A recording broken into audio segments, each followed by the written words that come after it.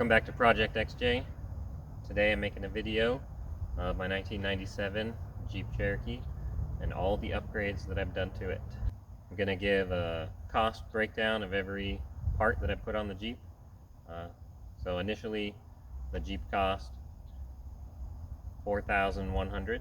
I bought it back in 2012 and I put $6,200 worth of upgrades on it. So basically $10,300, you could have a Jeep like mine. I did all of the upgrades by myself, so I know a lot about the vehicle. So if you have any questions, please make sure to leave a comment below, and I hope you enjoy the video. Okay, I wanted to start here in the front. I got the SmittyBilt front winch bumper. It was $470 with the bull bar. I got a 22-inch light bar, like 9,000 lumens. Have these LED headlights. I have these Rugged Ridge Fender Flares. They cost me $360. As I've shown in a previous video, I altered them to raise them up in order to get more clearance. They are getting a little bit old. The plastic is fading and kind of getting hard and cracking in some places, but they do keep the mud off of the body and the windshield fairly well.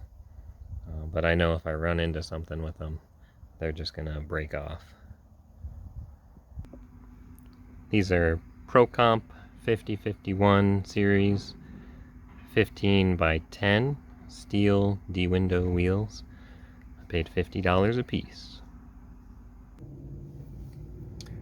I have Bilstein 5100 front shocks, and those cost $70 for the pair.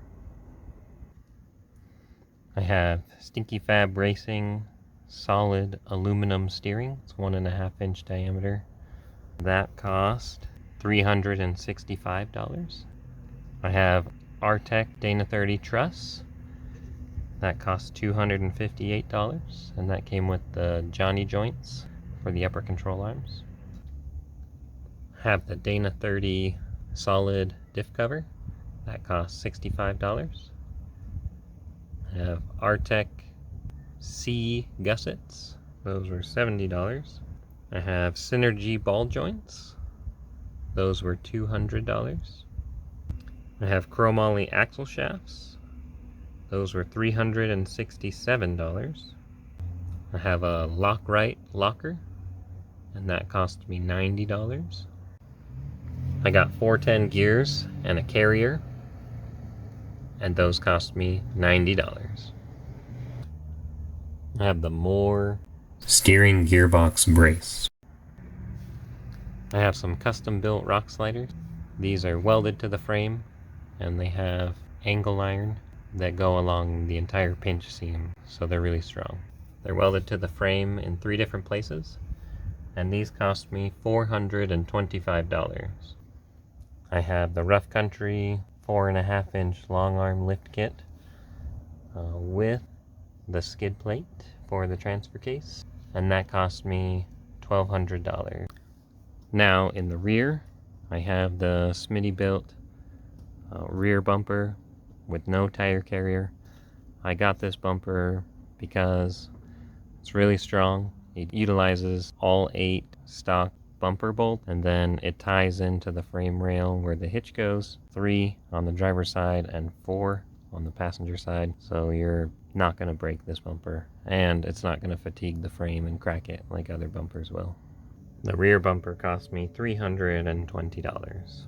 I have a stock Cherokee gas tank skid plate that I got for $25.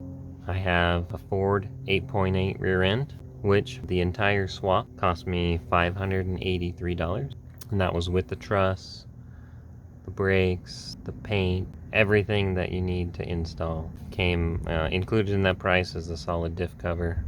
I also have a Detroit locker that cost me $325. I got the Ford 8.8 swap kit with the truss from Iron Rock Off-Road. What I liked about it was it had high clearance shock mounts, and it came with the truss. It came with 7/8 U-bolts and everything you need to install the kit. It was super easy, had good directions. The Ford 8.8 came from a 96 Explorer. Got it from the junkyard. Cost me $100.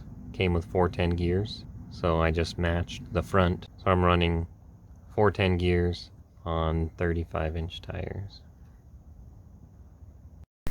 The last upgrade I have is the Jeep cables 2-gauge battery cables with A&L fuse.